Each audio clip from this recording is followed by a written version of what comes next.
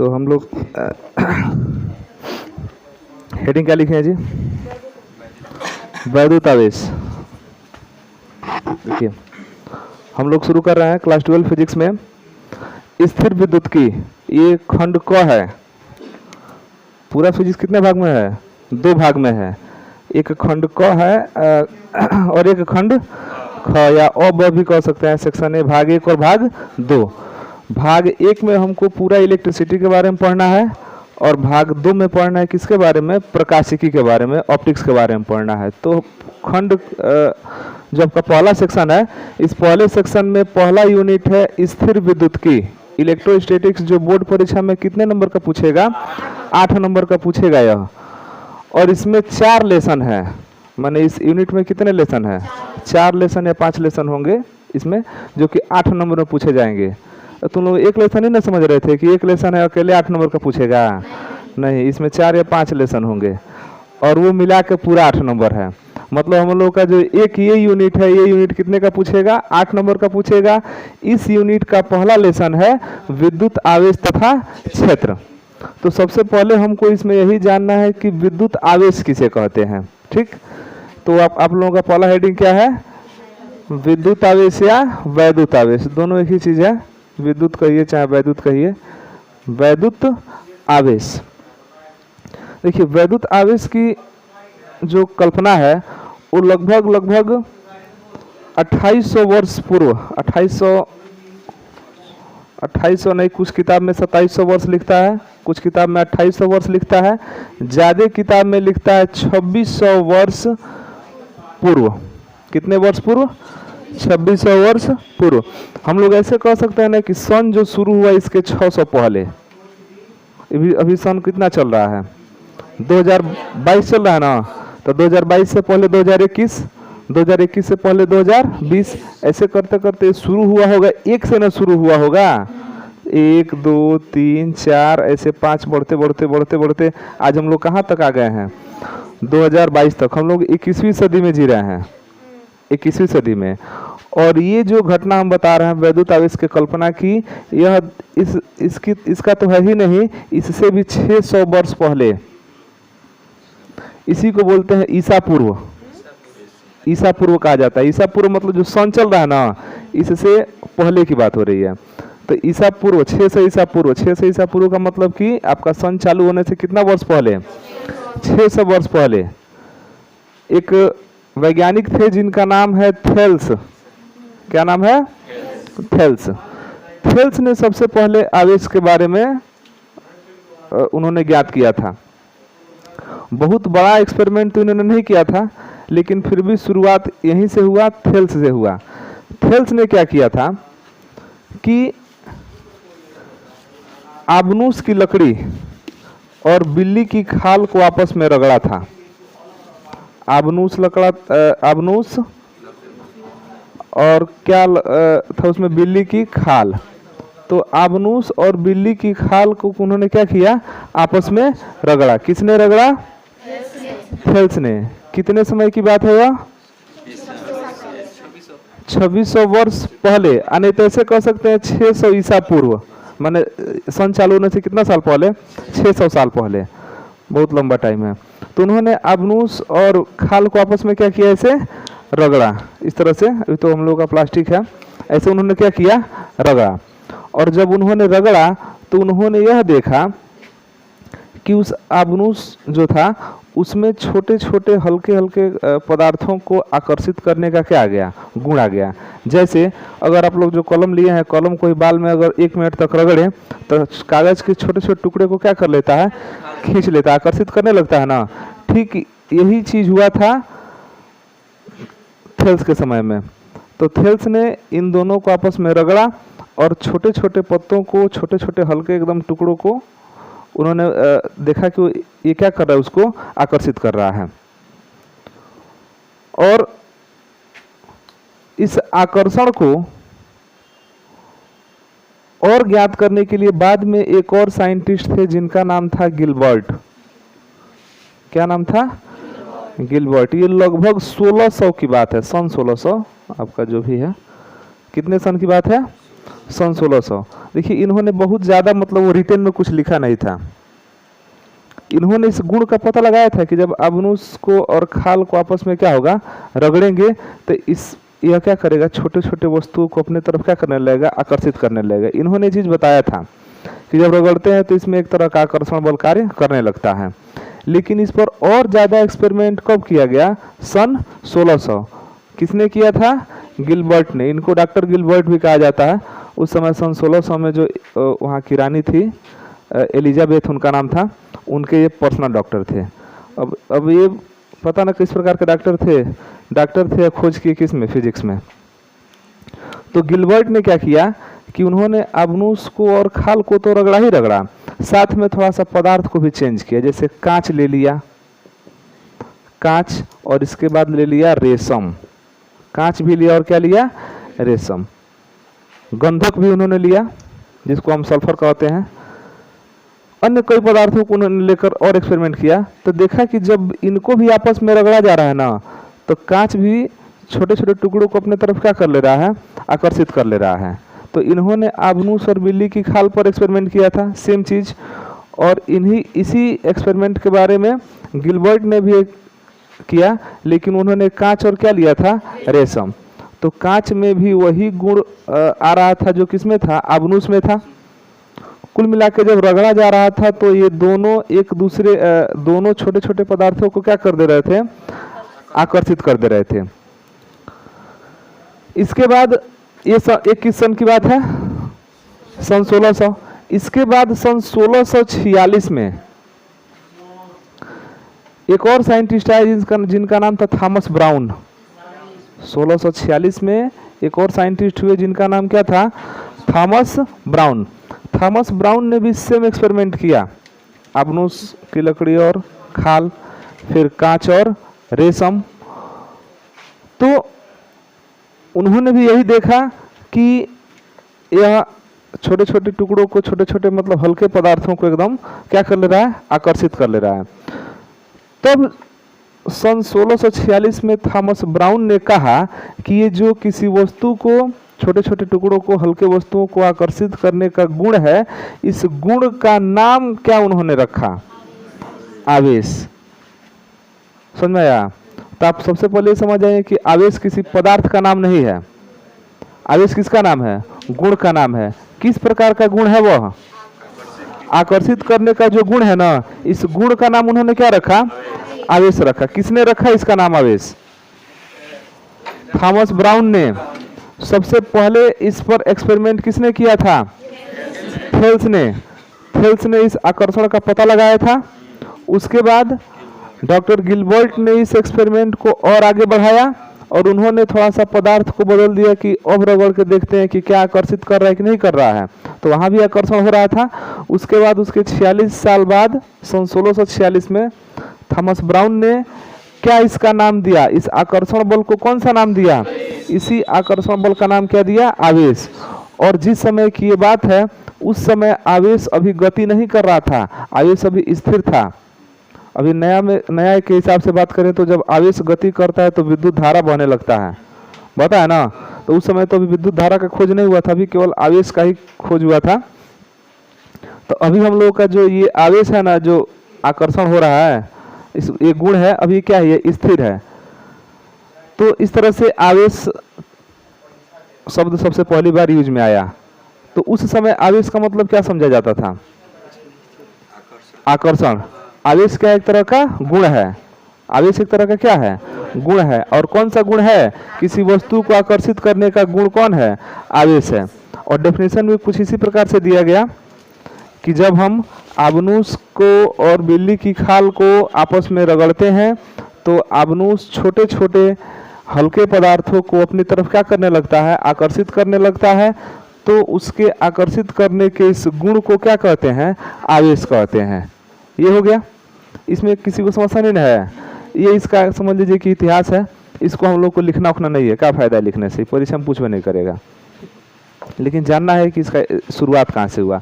तो एक बार इसको थोड़ा सा फिर से बता दें, शुरू कहाँ से हुआ, थेल्स के समय से 600 ईसा, 600 या 2600 लिख देते हैं, 2600 वर्ष पूर्व। वर्ष, अरे समझो ना तुम लोग, वर्ष है ना, बोले हैं ना कि वर्ष है। हाँ तो बोले हैं तो ठीक है। तो थेल्स ने इसके बारे में पता लगाया था कब? 2600 वर्ष पूर्व। उसके बाद गिलबर्ट ने इस पर एक्सपेरिमेंट किया कब?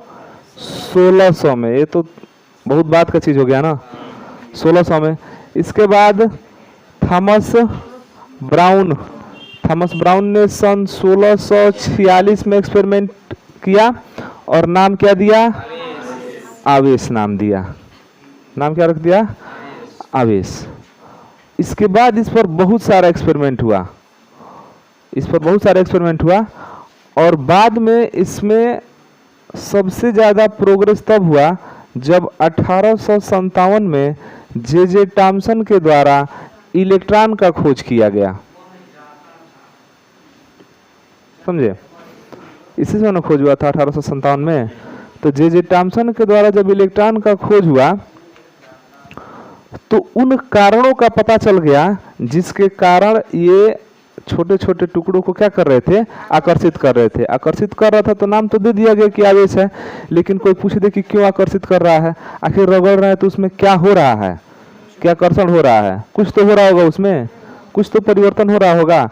तो उस परिवर्तन का पता सबसे अच्छा कब लगा? 1857 के बाद। कब? जब इलेक्ट्रॉन का खोज हो गया तब।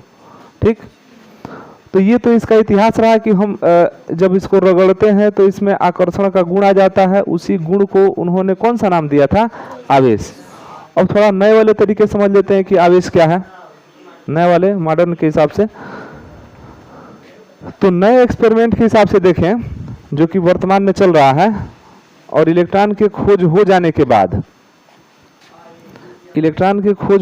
बाद, वाले एक्सपेरिमेंट के हिसाब से देखें तो सभी लोग जानते हैं कि जो भी पदार्थ आपके हैं वो पदार्थ किससे मिलकर बने हुए हैं? छोटे छोटे सूक्ष्म अणुओं से मिलकर बने हैं।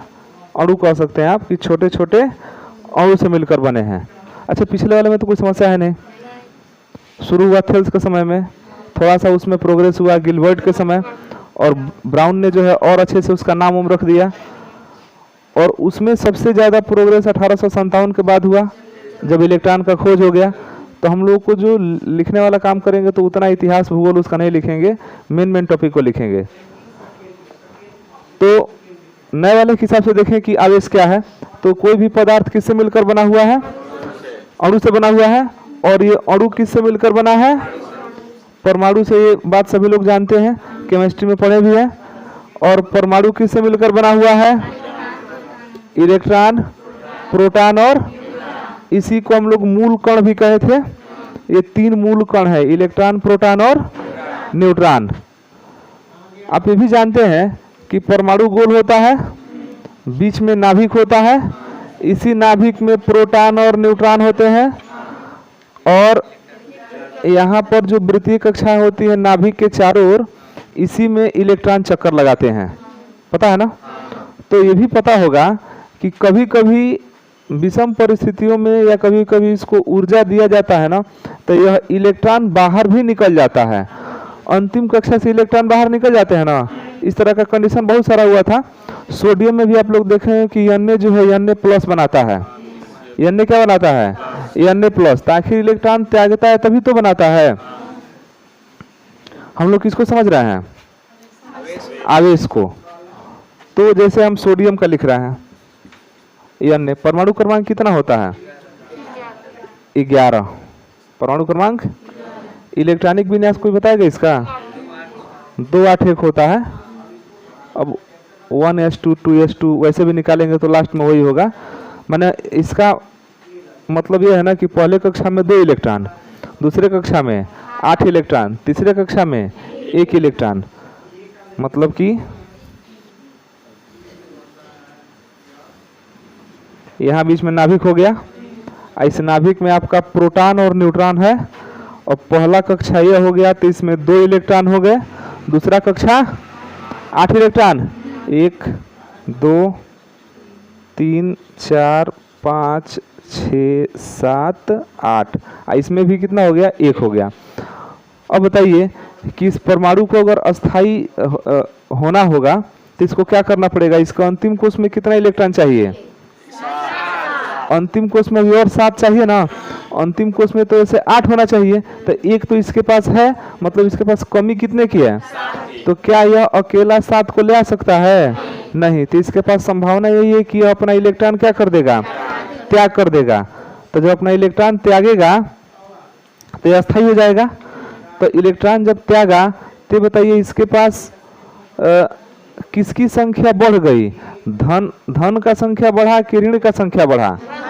आप जानते हैं ना कि जो प्रोटॉन होता है वो पॉजिटिव होता है और इलेक्ट्रॉन कैसा होता है, नेगेटिव। तो अभी फिलहाल में तो अभी जब तक ये इलेक्ट्रॉन नहीं त्यागा है तब तक तो प्रोटॉन भी 10 है और इलेक्ट्रॉन भी कितना है, न्यूट्रॉन पर तो कोई आवेश ही नहीं होता, उससे कोई मतलब नहीं है। प्रोटॉन कितना है, 10 है, इलेक्ट्रॉन कितना है, 10 है। तो यह प्रोटॉन पॉजिटिव ना होता है तो हम +10 कह सकते हैं इसको, आ इलेक्ट्रॉन के लिए क्या लिख सकते हैं, -10। तो जब एक इलेक्ट्रॉन यहाँ से निकला तो कितने इलेक्ट्रॉन बच गए, 9 इलेक्ट्रॉन बचे ना। 10 कहाँ है जी, 11 है, देखो ना मिस्टेक है। तुम लोगों को नहीं लग रहा था गलत हो रहा है, हाँ, लेकिन बोलते नहीं है, गलत होता है तो नहीं बोलते हैं। हमको लगा निकल गया अभी। तो सोडियम का परमाणु क्रमांक 11 होता है, तो इसमें 11 प्रोटॉन होंगे, यहाँ हम लोग सही लिखे हैं, यहाँ गलत हो गया। 11 प्रोटॉन होता है, 11 क्या होता है, इलेक्ट्रॉन। प्रोटॉन पॉजिटिव होता है, इलेक्ट्रॉन कैसा होता है, निगेटिव, है तो पहले से पता है। अब इसमें से अगर एक इलेक्ट्रॉन निकल जाए, एक इलेक्ट्रॉन निकल जाए तो 10 गो इलेक्ट्रॉन बचेगा ना। मैंने ऐसे कह सकते हैं कि 10 गो माइनस रहेगा और 11 क्या रहेगा, प्लस रहेगा। तो हावी कौन होगा, कौन ज़्यादा एक्टिव रहेगा, किसका प्रभाव रहेगा, प्रोटॉन का ना प्रभाव रहेगा। अरे मैथो हम लोग लगाते हैं तो -10 और +11 रहता है, तो जो अधिक होता है उसी का चिन्ह भी लगता है ना। तो एक इलेक्ट्रॉन जब यहाँ से निकला तो इस जो सोडियम का परमाणु है इसका संतुलन बिगड़ गया, भले अस्थाई हो गया लेकिन जो ये बराबर बराबर का संतुलन था ये तो बिगड़ गया ना। बिगड़ा तो कौन ज्यादा हुआ, प्लस वाला। कितना ज्यादा हो रहा है, इसीलिए सोडियम के ऊपर हम लोग 1+ लिखते हैं ऐसे। यह 1+ बताता है कि यहाँ से एक इलेक्ट्रॉन निकला हुआ है और एक प्रोटॉन यहाँ पर क्या है, एक्स्ट्रा है, मतलब बराबरी के हिसाब से देखें तो एक क्या है, अधिक है। तो जब यहाँ से इलेक्ट्रॉन निकला, अच्छा कभी कभी ऐसा भी होता है कि कहीं कहीं पर इलेक्ट्रॉन निकलता नहीं है, जबकि वहाँ पर इलेक्ट्रॉन क्या होता है, प्रवेश करता है। जैसे क्लोरीन है, तो क्लोरीन का आप लोग देखे होंगे, क्लोरीन का 17 होता है ना, तो इसका होता है 2, 8, तो इसको अंतिम कोष में तो एक ही किन आवश्यकता है, केवल एक की आवश्यकता है। तो एक आवश्यकता है तो बताइए 7 को त्यागना बढ़िया है कि एक को ले लेना बढ़िया है। तो ये तो इलेक्ट्रॉन को ले रहा है ना, तो इसका जहाँ पर 17 इलेक्ट्रॉन है तो यहाँ पर तो 18 इलेक्ट्रॉन हो जाएंगे। तो यहाँ पर तो एक इलेक्ट्रॉन बढ़ गया, तो बढ़ गया तो एक माइनस लग जाता है यहाँ पर, समझा रहा है। तो यहाँ पर सोडियम पर प्लस लगा, क्लोरीन पर क्या लगा, तो ये क्यों लग रहा है, इलेक्ट्रॉन का आदान प्रदान हो रहा है। इसमें इलेक्ट्रॉन बाहर निकल जा रहा है, इसमें इलेक्ट्रॉन कहाँ आ रहा है, अंदर आ रहा है। अच्छा प्रोटॉन न्यूट्रॉन भी अंदर जाएगा चाहे बाहर आएगा, नहीं, वो तो बंद होता है नाभिक में, वो तो विषम परिस्थितियों में उसको तोड़ा जाता है तो वो अलग बात है।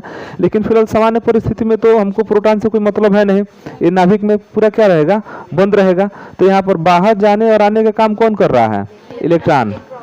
तो जब बाहर आने जाने का काम इलेक्ट्रॉन कर रहा है तो यही इलेक्ट्रॉन अपना सबसे खतरनाक काम करता है, और इसी इलेक्ट्रॉन के चलते क्या बन जाता है, आवेश बनता है। इसी के चलते क्या बनता है, आवेश बनता है।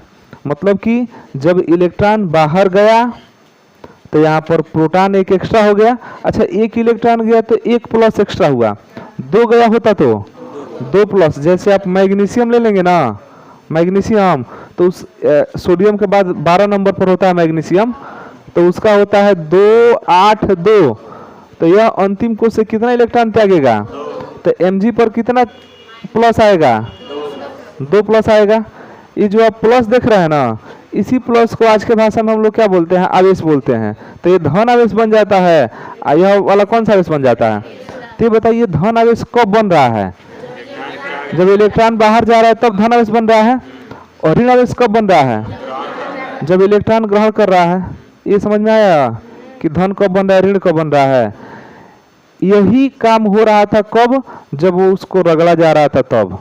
जब रगड़ रहे थे ना तो एक में से इलेक्ट्रॉन निकल रहा था और दूसरे वाले में चला जा रहा था, तो एक उसमें धन आवेश बनता था और एक कौन बनता था, ऋण आवेश। जैसे मान लीजिए कि बिल्ली की खाल है और आबनूस की लकड़ी है, तो जब इनको रगड़ेंगे तो किसी न किसी एक में से इलेक्ट्रॉन निकल के दूसरे में प्रवेश करेगा। तो जिसमें से इलेक्ट्रॉन निकलेगा बाहर वो आपका बनेगा धन आवेश, और जिसमें इलेक्ट्रॉन प्रवेश करेगा वो कैसा बनेगा। तो कुल मिला के इतना तो समझ में आ गया कि आवेश बनता कैसे है। आवेश कब बनता है, अपना प्रभाव कब दिखाता है, जब इलेक्ट्रॉनों में कमी या वृद्धि होती है। अच्छा, कमी वृद्धि कब होता है इलेक्ट्रॉन में? अच्छा, क्यों जरूरत है इसको एक इलेक्ट्रॉन त्यागने की? इसको अस्थायी होना है। इसको क्यों आवश्यकता है कि इलेक्ट्रॉन ग्रहण करने की? अस्थायी होने के लिए। तो अस्थायी होने के चक्कर में ही क्या उत्पन्न हो जाता है, आवेश उत्पन्न होता है। तो कुल मिला के एक लाइन में अब इसका हम लोग डेफिनेशन दे सकते हैं कि जब किसी पदार्थ के परमाणु में इलेक्ट्रॉनों की कमी या वृद्धि होती है तो वहां पर क्या उत्पन्न होता है, आवेश।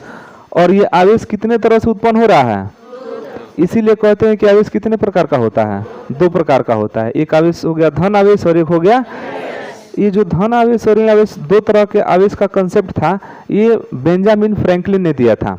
किसने दिया था? Benjamin Franklin. ये अमेरिका के थे और बेंजामिन फ्रैंकलिन ने कहा था कि आवेश कितने प्रकार का होना चाहिए, 2 प्रकार का, एक प्लस और एक माइनस। और इस प्रकार हो गया आवेश का बंटवारा कि आवेश 2 तरह के होंगे। एक होगा धनावेश, क्या होगा, धनावेश, और दूसरा क्या होगा, अरे माइनस नहीं दिए हैं वो। एक हो गया धनावेश, दूसरा क्या हो गया, ऋणावेश। धनावेश कब बना है, जब इलेक्ट्रॉन त्यागा है, माने इलेक्ट्रॉन के बाहर निकलने से। तो इलेक्ट्रॉन इसमें कहाँ जा रहा है, बाहर। ऋणावेश कब बन रहा है, इलेक्ट्रॉन जब अंदर आ रहा है तब। यही ना हो रहा है। यही काम होता होगा कब, जब वो लोग खाल को, आबनूस की लकड़ी को, चाहे कांच को, रेशम को रगड़ते होंगे, यही ना काम होता होगा। अब ये अलग बात है कि उस समय इलेक्ट्रॉन का खोज नहीं हुआ था, कोई इसके बारे में नहीं जानता था, तो ये लोग सिर्फ उसको कह रहे थे कि नहीं रगड़ रहे हैं तो आकर्षित हो रहा है, और उसी का नाम क्या दे दिया गया, आवेश।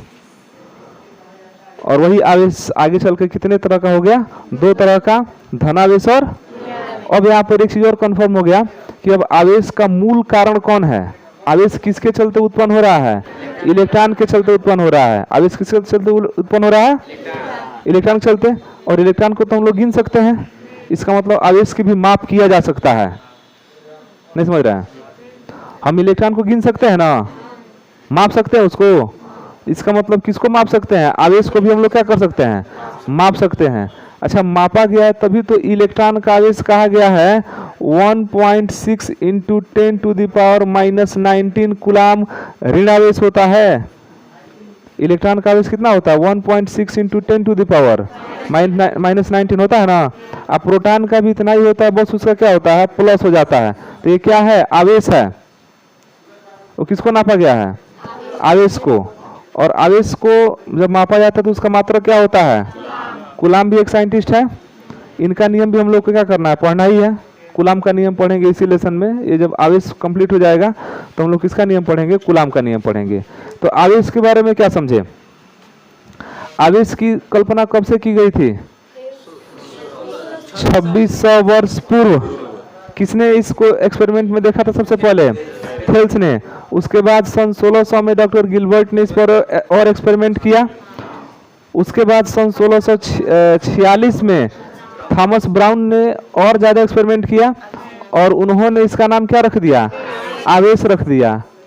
अच्छा, हम लोग हेडिंग लिखे हैं वैद्युत आवेश। अब बात कर रहे हैं किस पर, केवल आवेश पर। बाद में तो हम लोग ये भी जानेंगे कि इसी आवेश के कारण वैद्युत धारा भी बहता है, तो क्या हो जाएगा, ये वैद्युत आवेश है। तो सन 1686 में इसका नाम क्या रखा गया, आवेश। उसके बाद डॉक्टर बेंजामिन फ्रैंकलिन ने बताया कि आवेश कितने तरह का होता है, 2 तरह का होता है, एक धनावेश होता है और एक ऋणावेश होता है। और इन्होंने इलेक्ट्रॉन वाले कंसेप्ट पर बताया कि इलेक्ट्रॉन जब बाहर निकलेगा तो कौन सा आवेश बनेगा, धन आवेश। और इलेक्ट्रॉन जब अंदर जाएगा तो कौन सा आवेश बनेगा? ऋण आवेश बनेगा। और इन्होंने एक चीज और बताया कि अगर एक धन आवेश और एक और धन आवेश, दो धन आवेश रख देंगे एक पास तो उनमें प्रतिकर्षण होगा, दो ऋण आवेश रखेंगे तब भी उनमें क्या होगा? प्रतिकर्षण होगा। लेकिन एक धन और एक ऋण आवेश को रख दें तो क्या होगा? आकर्षण होगा। तो हम ऐसे कह सकते हैं कि समान आवेश में प्रतिकर्षण, अब विपरीत आवेश में आकर्षण, समान आवेश में प्रतिकर्षण, विपरीत आवेश में आकर्षण होता है इस तरह का। अब यही कारण है कि आराम से परमाणु में बीच में प्रोटॉन रहता है और किनारे किनारे कौन गति करता है? तो प्रोटॉन आपका धन आवेश, इलेक्ट्रॉन ऋण आवेश। इलेक्ट्रॉन कभी भी कक्षा को छोड़ के भागता नहीं है उधर उधर, भागेगा जब इसको एनर्जी देंगे तो विषम परिस्थिति में जाएगा ही, लेकिन अगर सामान्य परिस्थिति में छोड़ दे तो कभी भी इसको छोड़ के नहीं जाएगा, आराम से गति करता रहेगा। और किसके आकर्षण बल से गति करता है? प्रोटॉन के। इसके बारे में 11 में थोड़ा सा पढ़ा गया था ना कि दोनों के बीच में कौन सा बल काम करता है? आकर्षण बल। एक प्लस और दूसरा क्या है? माइनस है। तो इसके बारे में थोड़ा सा लिख लीजिए।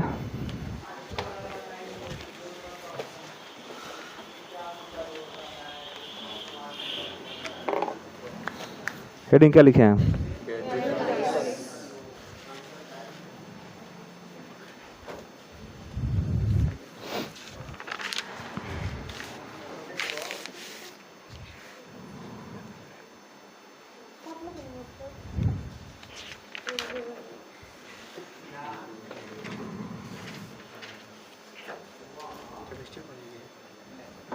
पहले पढ़ा नहीं इसको।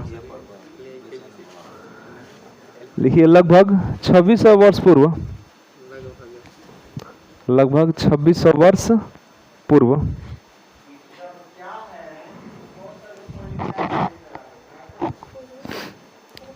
लगभग 2600 वर्ष पूर्व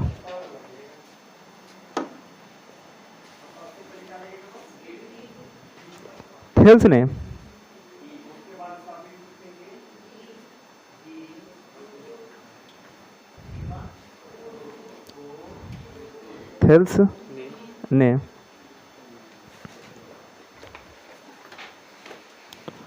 आभनूस और बिल्ली की खाल को आपस में रगड़ा। आभनूस और बिल्ली की खाल को आपस में रगड़ा। आभनूस और बिल्ली की खाल को आपस में रगड़ा और यह देखा कि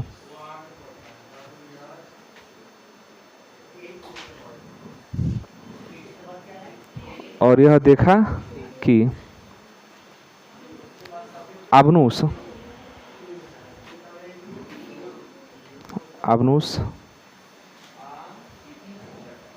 अत्यंत हल्के छोटे छोटे टुकड़ों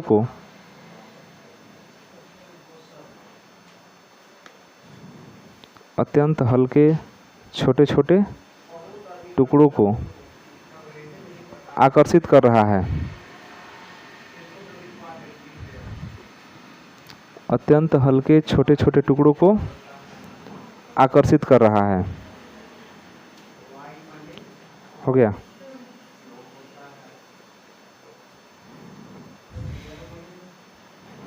लाइन चेंज करके सन 1600 में डॉक्टर गिलबर्ट ने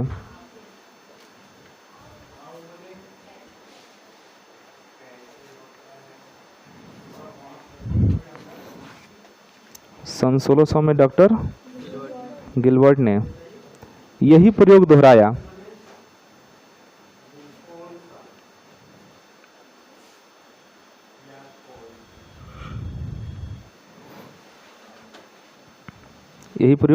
दोहराया। और उन्होंने यह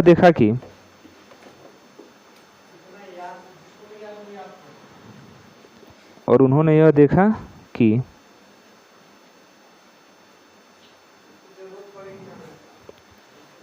सीसा चमड़ा सीसा, चमड़ा, लाख, लाख। ये मोम जैसा एक पदार्थ होता है, गलाने पर मतलब आग दिखाएंगे ना तो गलता है यह। लाख, गंधक, गंधक इसको सल्फर कहते हैं, गंधक इत्यादि को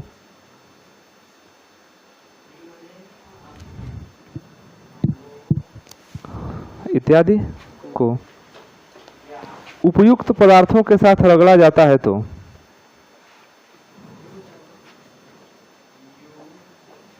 उपयुक्त पदार्थों को आपस में रगड़ा जाता है तो उपयुक्त पदार्थों को आपस में रगड़ा जाता है तो इसमें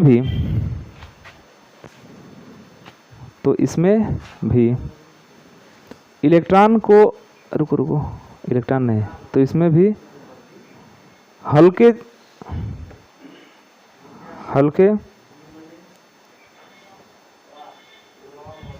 छोटे छोटे टुकड़ों को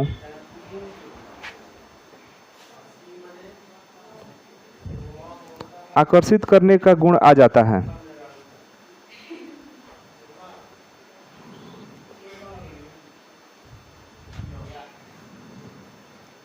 आकर्षित करने का गुण आ जाता है।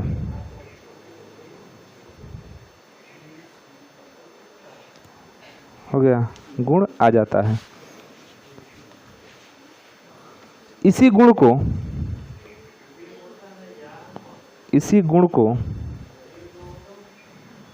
आवेश कहते हैं।